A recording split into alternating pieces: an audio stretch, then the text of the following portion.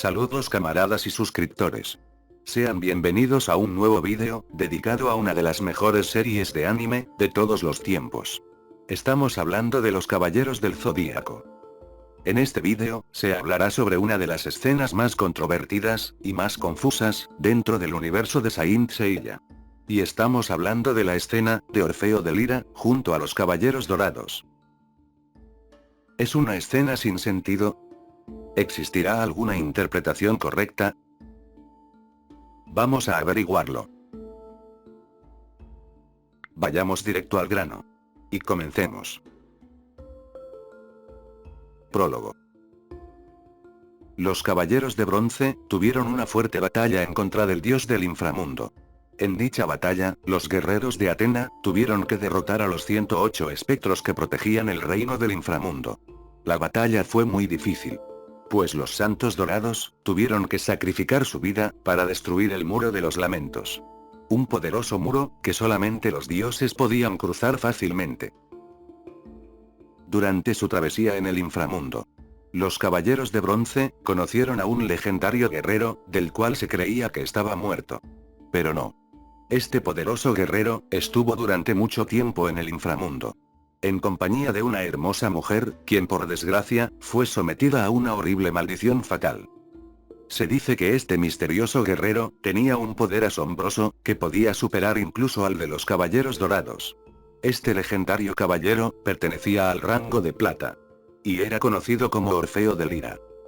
La novia de Orfeo le explicó a los Caballeros de Bronce del por qué ellos estaban en el inframundo. El caballero vivía felizmente en la superficie, en compañía de su hermosa prometida. Pero esa felicidad terminó cuando una serpiente la mordió, provocándole la muerte. El legendario guerrero decide viajar al inframundo para hacer un pacto con Hades, con la condición de que se le devolviera la vida a su prometida. En un principio, todo parecía ir de maravilla, pues Hades revivió a la joven doncella.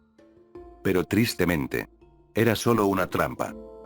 El señor del inframundo y sus sirvientes lo hicieron a propósito, para mantener de por vida al caballero de plata y a su mujer, quien desgraciadamente estaría condenada a estar en el inframundo, ya que gran parte de su cuerpo se había convertido en piedra. Orfeo, desgraciadamente, se convirtió en un sirviente más de Hades. Y su función era el de tocar hermosas melodías a la deidad y a sus sirvientes más destacados. Orfeo de Lira murió en la batalla contra el dios del inframundo. El caballero de plata fue eliminado por Radamantis de Wyvern, quien lo atacó por sorpresa. Tras su muerte, no se supo nada de su joven prometida. Posiblemente, la doncella murió. La controversia de Orfeo y los Caballeros Dorados. Una de las cosas que ha llamado mucho la atención, en la comunidad de fanáticos, es una curiosa escena que apareció en la versión animada. En dicha escena, se puede ver al santo tocando su instrumento para el patriarca y los Caballeros Dorados. Algunos fanáticos afirman que esta escena no tiene sentido. Y estos fanáticos hacen énfasis a un detalle relacionado con el Caballero Dorado de Géminis. Y este detalle lo relacionan con el manga original. Debemos recordar que la historia del anime es muy diferente a la del manga. En este vídeo, se harán algunas teorías, para ver cómo puede encajar más o menos, esta controvertida escena.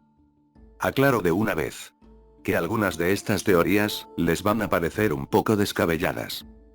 Pero son solo teorías. Y no deben tomarse en serio. La información que se presentará en este vídeo, se basará en la versión animada, en la enciclopedia Taizen, y en el manga original. Comencemos. El misterio de Orfeo de Lira y los Santos de Oro. Sabemos que la versión animada tiene una historia muy diferente a la versión original hecha por Masami Kurumada. En la versión original, aparece solamente un patriarca, quien es ni más ni menos que Chion de Aries. Mientras que en la versión animada, se nos revela que hubo dos patriarcas. Este segundo patriarca fue conocido como Arles, un misterioso caballero de plata, que se convirtió en un patriarca interino. Este misterioso personaje fue el hermano menor del patriarca.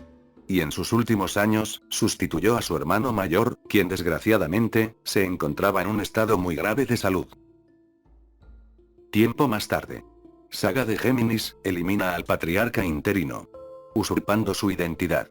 En la versión animada, no se revela en ningún momento cómo murió el verdadero patriarca, ya que solamente se hizo énfasis en su hermano menor.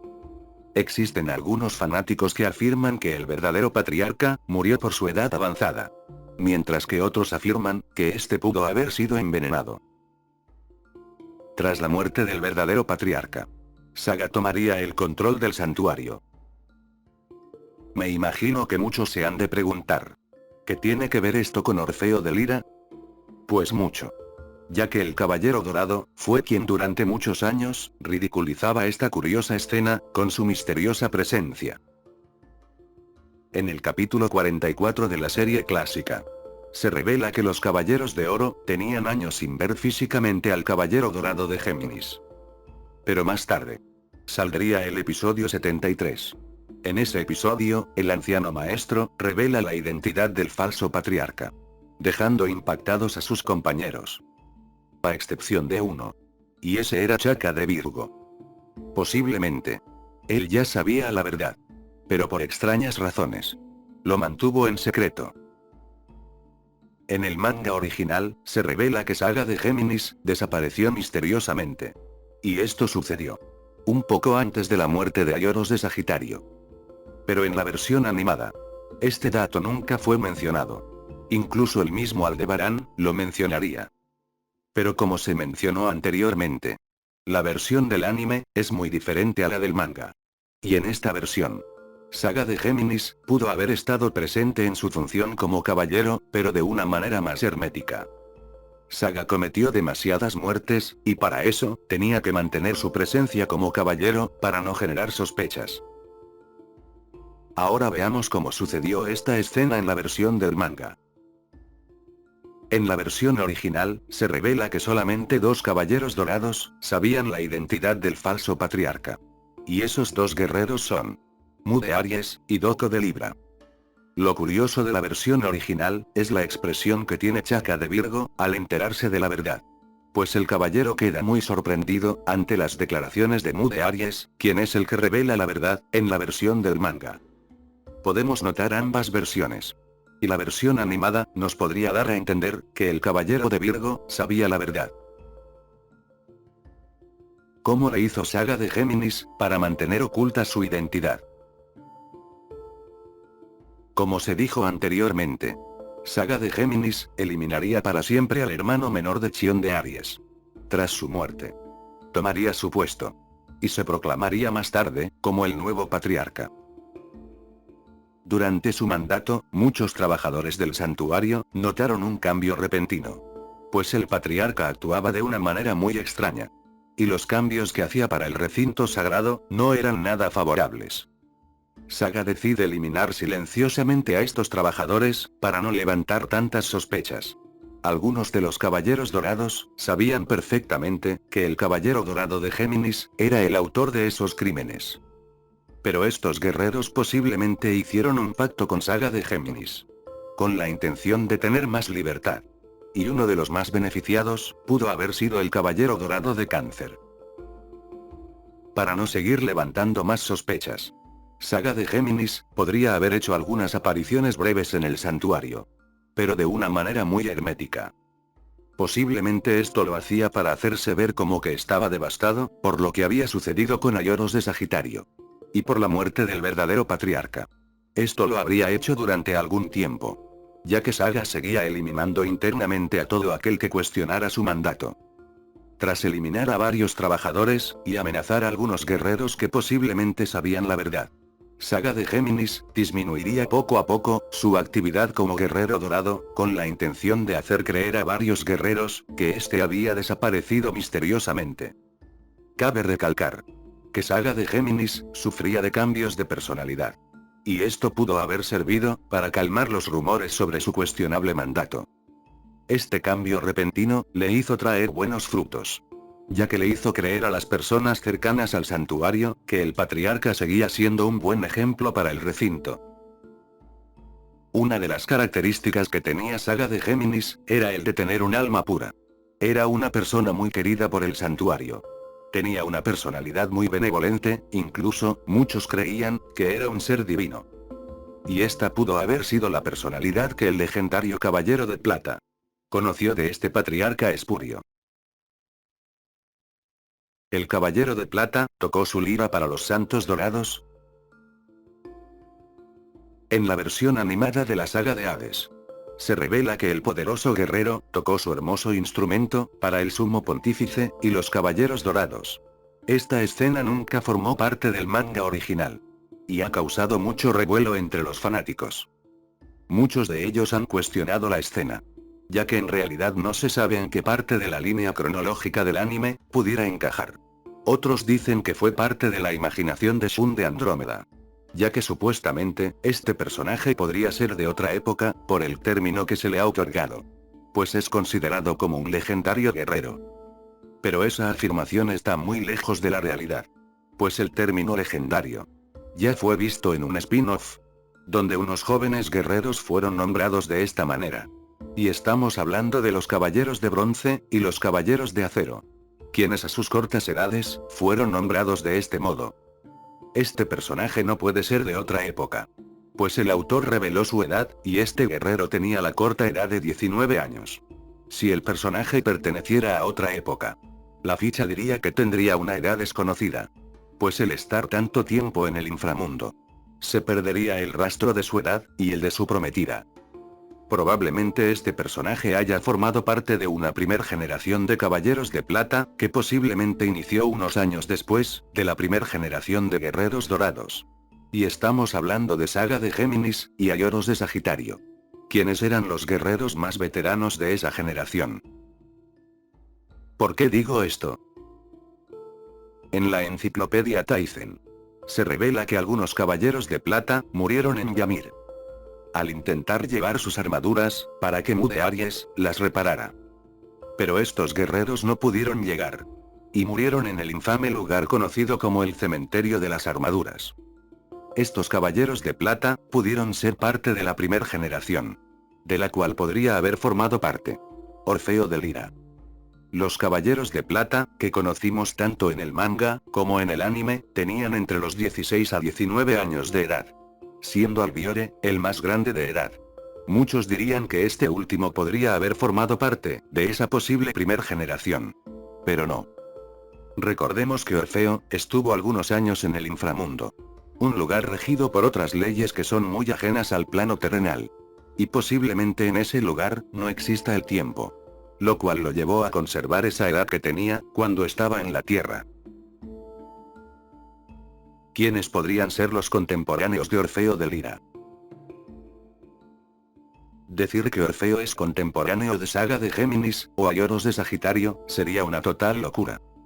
Lo más probable es que el legendario Caballero de Plata nació 2 años después del nacimiento de los dos personajes ya mencionados. Y los sucesos que fueron vistos en la saga de Hades posiblemente ocurrieron 6 o 7 años antes de la guerra contra el Señor del Inframundo. En ese entonces, la gran mayoría de los Caballeros Dorados eran apenas unos adolescentes. Curiosamente, en dicha escena no se encuentra el Caballero Dorado de Aries, quien probablemente se encontraba en Ymir. Como se dijo anteriormente, los Caballeros Dorados sabían que Saga de Géminis seguía activo en el santuario, pero de una manera muy hermética, lo cual nos daría a entender que estos ya sabían que, a pesar de que no estaba presente físicamente en las sesiones, lo hacía por medio de ilusiones. Saga de Géminis tenía que mantener su identidad de una manera muy meticulosa, aun cuando éste se encontrara en su estado normal. Y este tipo de eventos le ayudaron a mantenerse firme durante unos años más. Posiblemente, tras la desaparición de Orfeo, Saga de Géminis se enfatizó más en su papel como patriarca, olvidándose por completo de su faceta como santo. De ahí se podría decir que empezó la leyenda de la desaparición del Caballero de Géminis. El legendario Caballero de Plata. Orfeo era un guerrero ateniense que vivía con su amada en el plano terrenal. A diferencia de sus homólogos, este seguía su propio camino, ya que jamás se le vio en compañía con otros guerreros de su categoría, la cual era una de las características más comunes entre los caballeros de plata. De lo poco que vimos sobre este guerrero, es que probablemente era un caballero demasiado hermético. Y esta fue una de las características que podrían haber impulsado su nombramiento como legendario caballero. Como se dijo anteriormente, Orfeo pudo haber pertenecido a otra generación de caballeros de plata, siendo este el último miembro de su generación, ya que los demás pudieron haber muerto en su camino a Ymir. Tras su misteriosa desaparición, se pudo haber corrido la noticia entre sus homólogos más jóvenes, quienes probablemente nunca lo pudieron conocer en persona. Y como se mencionó anteriormente, el legendario caballero de plata era un ser demasiado hermético. Y esto pudo haber fortalecido aún más la leyenda de un guerrero que desapareció misteriosamente. Este guerrero jamás fue mencionado entre sus compañeros más jóvenes, quienes probablemente lo veían como una leyenda, muy similar a lo sucedido con Asclepio de Ofiuco. Las únicas personas que pudieron saber de su existencia fueron muy pocas. Entre ellos eran los Caballeros Dorados y el Patriarca. Como dato curioso, este guerrero jamás fue mencionado en la primera etapa de la guerra contra el dios del inframundo, a pesar de que sus homólogos, tanto de plata como de oro, estuvieron un tiempo en el inframundo. Me imagino que el legendario caballero de plata se ocultó para que su imagen no quedara manchada y no hacerse ver como un traidor. Posiblemente, ninguno de ellos sabía el trasfondo de su misteriosa desaparición. Orfeo de Lira, en el inframundo. Tras llegar misteriosamente al inframundo, Orfeo hace un pacto con Hades, con la finalidad de devolverle la vida a su fallecida novia, Eurídice. El dios del inframundo accede a su petición. Pero desgraciadamente, el caballero de plata es víctima de una horrible trampa orquestada por los sirvientes del señor Hades. Y aquí está otra de las escenas que han llamado la atención de los fanáticos. Y muchos de ellos se hacen esta pregunta. ¿Qué edad tenía Pandora cuando le tendió la trampa al caballero de plata?